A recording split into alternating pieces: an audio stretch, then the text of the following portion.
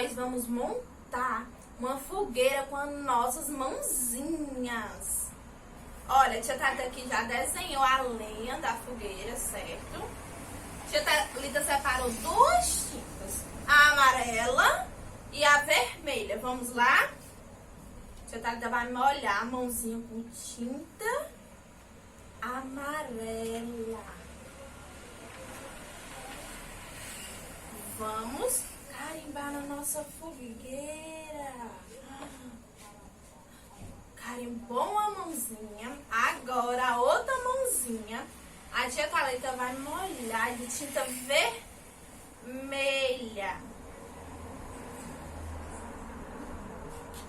Agora vamos carimbar a mãozinha com a tinta vermelha.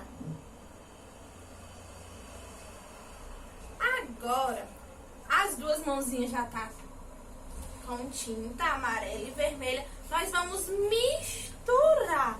Que será? Que cor? Que cor será que vai ficar? Laranja!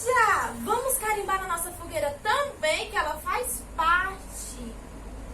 Vamos lá. Carimbar uma mãozinha. E depois carimba outra. Olha aqui como a fogueira da tia Thalita ficou legal. Tia Thalita quer ver quem vai fazer também, tá certo? Um beijo, até a próxima.